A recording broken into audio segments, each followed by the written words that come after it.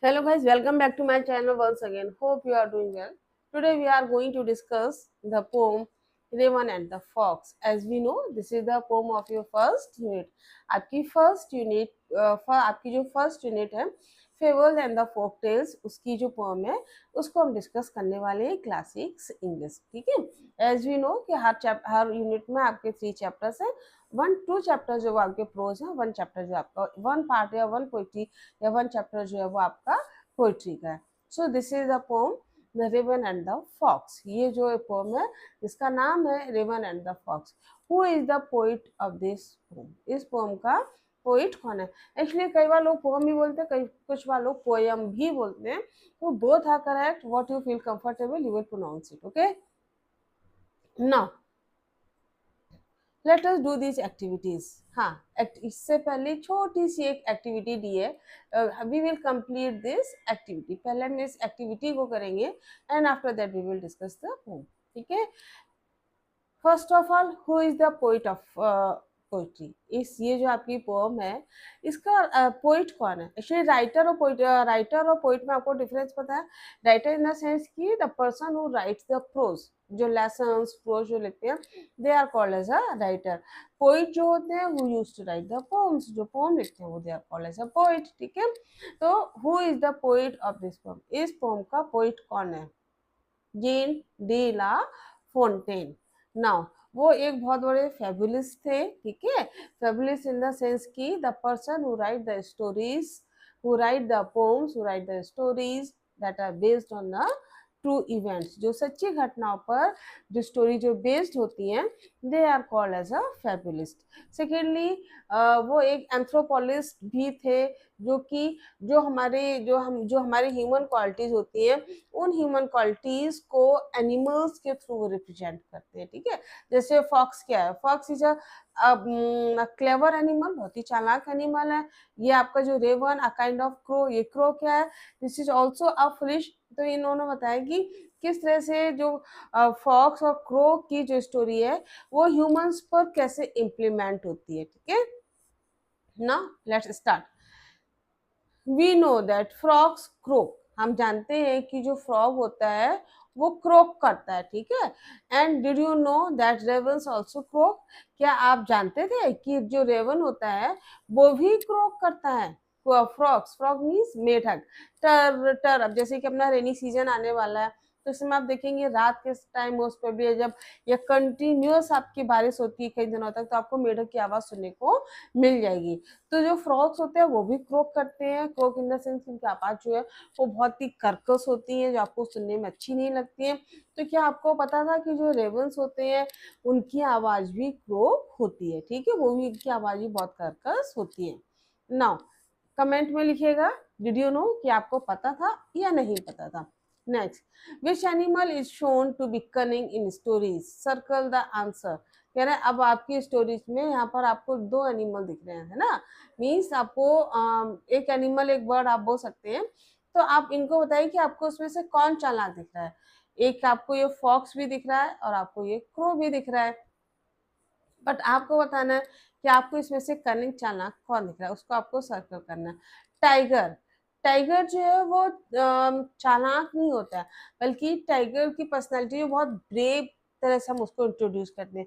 बहुत बहादुर होता है. ठीक है ना. फॉक्स जो है वो फॉक्स कैसी होती है? फॉक्स चालाक होती है. कनिंग, जिसको हम लोग क्लेवर बोलते हैं, जिसको हम लोग क्या बोलते हैं? कनिंग, चालाक.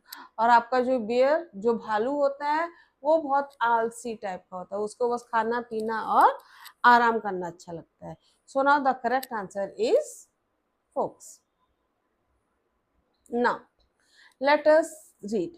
अब हम इस पोम को पढ़ते हैं and now we will see some important vocab of this poem also. ठीक है. Now pursed. पर्स्ट मीन्स क्या होता है? टू सिट और रेस्ट ऑन समथिंग हाई. किसी भी ऊंची चीज पर बैठना. This is called as a perch. To sit. जैसे अभी यहाँ पे आप क्रो को देखो. क्रो क्या है? यहाँ पर डाल पर बैठा हुआ है, पेड़ की ऊंची डाल पर बैठा हुआ है. So he will be called as a perched. Next, limb. Limb क्या होता है? A leg of a bird's being और ब्रांच ऑफ अ ट्री। इसके दो मीनिंग एक्चुअली निकलते हैं। एक तो होता है कि जो ट्री की जो ब्रांच होती है, ब्रांच ऑफ अ ट्री की जो ट्री की जो ब्रांच होता है उसको भी हम लिम्ब कहते हैं। सेकेंडली जो बर्ड जो एनिमल्स होते हैं उसका जो विंग्स होता है, विंग और पैर, पैर जो बीच की जो हड्डी होती है, this is called as a limb also.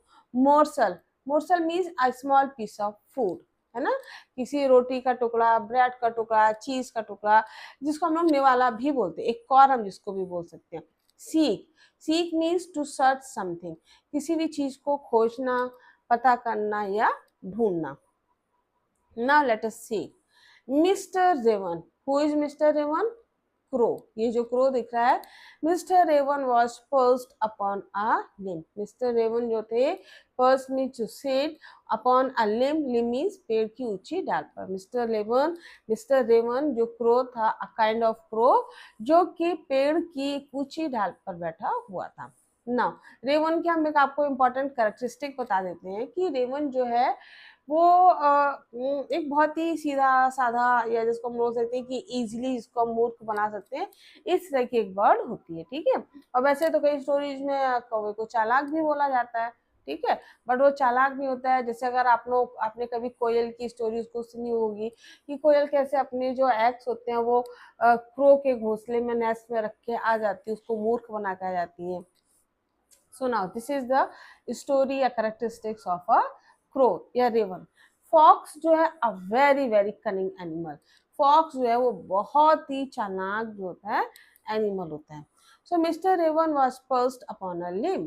Mr. Raven जो है वो पेड़ की एक ऊंची डाल पर बैठे हुए थे। And Reynard, Reynard is the name of the fox, and Reynard the fox looked up at him. और जैसे ही उस रेनार्ड ने, फॉक्स ने उसकी तरफ देखा, किसकी तरफ? क्रो की तरफ, रेवन की तरफ। For the raven held in his great big beak. किसके लिए देखा? कि रेवन ने अपने मुंह में कुछ बड़ा सा कुछ टुकड़ा जो था वो कुछ पकड़ा हुआ था। क्या पकड़ा था?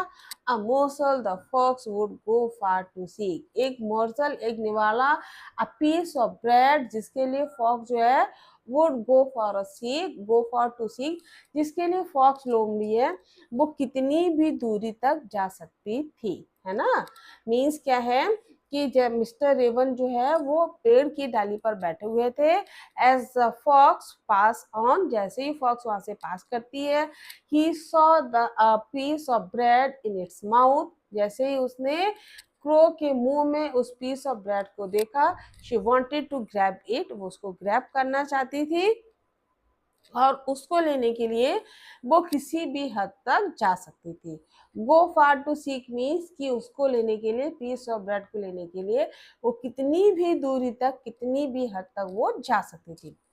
सेड द फॉक्स, फॉक्स ने कहा, in admiring tone. Admiring tone means कि किसी की तारीफ करना, किसी की प्रशंसा करना। तो एडमायरिंग टोन में बोलती है माय वर्ड। अब सी यहाँ पर देखो, माय वर्ड यहाँ पर जो है वो क्या है? एक फ्लैटरी वर्ड है। जैसे माय गॉड, जिससे हम किसी की तारीफ करते हैं, oh my God you are looking so sweet, oh my God you are looking so beautiful. चाहे वो अच्छा लग रहा हो ना लग रहा हो, लेकिन हमें उससे कुछ काम निकालना है तो हम उसकी तारीफ करेंगे, ठीक है, डन। तो वैसे ही फॉक्स जो है बहुत ही एडमायरिंग टोन में बोलती है, my word sir Raven, you are a handsome bird, है ना। अब यहाँ पर वो रेवन को क्या बोल रही है? सर, सर लगाकर बोल रही है, कह रही है sir you are a handsome bird, आप तो बहुत ही अच्छी, बहुत ही हैंडसम बर्ड है। सच फेदर्स, और आपके जो फेदर्स है, आपके जो पंख है वो भी बहुत अच्छे हैं। If you would sing only, the birds of this woods would call you king. यदि आप केवल गाना गाएंगे तो इस जंगल के जो बर्ड्स हैं वो आपको क्या बोलेंगे? They would call you king, वो आपको राजा बोलेंगे, ठीक है। Means what is the sense of the first paragraph, first passage, इसका जो क्या है वो क्या है कि as, so the raven was set on the perch upon a limb, raven जो था वो एक पेड़ की डाली पर बैठा हुआ था। As the fox saw the raven, जैसे ही फॉक्स ने रेवन को देखा, she wanted to grab it, वो उसको ग्रैब करना चाहती थी। And now she started to admire the raven, और उसने रेवन को एडमायर करना, उसकी प्रशंसा करना स्टार्ट कर दिया। And now she said, my word, my God, Mister Raven, you are so beautiful, your feathers, your voice is so beautiful, and now you are one of the greatest king of this woods. आप इस जंगल के greatest king हैं, the king of the bird. यहाँ पर जो woods जो word है, it means, इसका मतलब क्या, अ मिनी फॉरेस्ट, ठीक है। वुड्स, वुड मीन्स लकड़ी, बट जहां पर वुड्स आ जाता है, it means number of the woods, जिसको हम लोग बोल सकते हैं बहुत सारी लकड़ियां, तो it means a mini forest, छोटा सा एक जंगल हम बोल सकते हैं। Now Mr Raven who did not see the joke, who did not see the joke means Mr Raven जो है, जो उसके जोक को समझ नहीं पाया। सी द जोक मीन्स देखना, तो देखना इन द सेंस है कि उसकी जो रियलिटी थी, उसका जो मेन कारण था, उस जोक को, उस मजाक को वो समझ नहीं पाया। फॉरगॉट, और वो भूल गया, स्लिप अप हो गया उसके माइंड से, क्या, that his voice was just a crook, कि उसकी जो वॉइस है वो तो बहुत ही क्रोक है, बहुत ही कर्कश है। He open his beak in his fullest pride, और उसने अपनी बीक, अपनी चोंच को खोला, किसमें, in his fullest pride. Pride means घमंड, फुलिश मीन्स मूर्खता, कि अपने घमंड भरी हुई मूर्खता में अपनी चोंच को उसने खोला, ठीक है। फुलिश प्राइड हम बोल सकते हैं कि बेवकूफी होना, घमंड होना, अभिमान होना, या सच्चाई जानते हुए भी हमें घमंड करना, ठीक है। या मीन्स कई बार आप सच्चाई नहीं जानते कि आपकी रियलिटी कैसी है, फिर भी आप बहुत घमंड में, फिर भी आप बहुत प्राउड में। या कई बार होता है कि आपको सच्चाई पता है कि व्हाट इज योर रियलिटी, आपकी रियलिटी क्या है, बट फिर भी आप अपने ऊपर बहुत प्राइड कर रहे हैं, बहुत घमंड कर रहे हैं। सो ना same thing is with the crow, with the raven. He opened his beak in his foolish pride, और उस मूर्खता भरी घमंड में उसने अपनी चोंच को खोला। And shone fell, and down fell the morsel the fox had eyed, और जो मोरसल जो था वो गिर गया, जिस पर फॉक्स हैड आइड, जिसकी फॉक्स की आंखें गड़ी हुई थी। फॉक्स हैड आइड का मीन्स क्या हुआ, कि फॉक्स की आंखें गड़ी हुई थी, या जिसके कारण फॉक्स जब उसकी फ्लैटरी कर रही थी। इग्नोर, सॉरी, हा हा लाफ द फॉक्स, और फॉक्स जो वो हंसती है, बोलती है, एंड नाउ यू नो, कह रही है नाउ, कि अब तुम जानते हो, ignore sweet words that make you glow, कि हमेशा वो जो मीठे शब्द होते हैं, उन मीठे शब्द को हमें क्या करना चाहिए, हमेशा इग्नोर करना चाहिए, दैट मेक यू ग्लो, जिससे आपके चेहरे पे चमक आती है, जिससे आपकी शाइन आती है, जिसको सुनने में आपको अच्छा लगता है। Pride my friend is rather unwise, pride means घमंड करना, मेरे दोस्त घमंड करना एक बेवकूफी है। Unwise, unwise means not wise, बुद्धिमत्ता नहीं होना, या नॉट सेंसिबल, अनसेंसिबल हम जिसको बोलते हैं, फुलिश भी हम जिसको बोल सकते हैं। तो बोलती है कि मेरे दोस्त घमंड करना एक बहुत ही मूर्खता है। And I am sure this teaching is quite a surprise, और अब मैं ये समझ चुकी हूँ, आई एम श्योर, निश्चित है, मैं कंफर्म हो गई हूँ कि आपको ये जो टीचिंग है वो आपको सरप्राइज करेगी।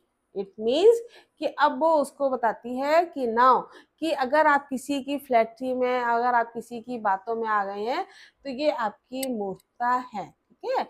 You should not be trapped in the sweet words of anyone, आपके फ्रेंड्स, आपके आसपास, आपके पड़ोस के जो लोग हैं, उनके जो स्वीट वर्ड्स होते हैं, उन स्वीट वर्ड्स में आपको अपने आप को ट्रैप नहीं करना है, मीठे शब्दों के जाल में आपको नहीं फंसना है, और अगर आप फंस रहे हो, इट्स योर फॉल्ट, ये आपका फॉल्ट है। डन। तो you should be aware what kind of people are around you, कि आपके आसपास कैसे लोग हैं, and you have to adjust according to them, आपको अपना दिमाग उनके हिसाब से चलाना है, ठीक है, उसी हिसाब से। ऐसा नहीं कोई आपको मूर्ख बना के चला गया और आपको समझ में ना, उसके बाद आपको समझ में आ रहा है वो तो मुझे मूर्ख बना के चला गया, व्हाट डज इट मीन, क्या मतलब हुआ उसका? कोई मतलब नहीं हुआ, ठीक है ना। सो this is the teaching, this is the lesson of this pome. ये इस लेसन का बहुत ही बड़ा एक टीचिंग है इस पोम का, जो आप सबको समझना चाहिए और लाइफ टाइम में आपको काम आने वाला है। Thanks for watching and do subscribe it, don't forget to subscribe it, and next of the exercise we will complete in next video. Thanks for watching, and again don't forget to subscribe it.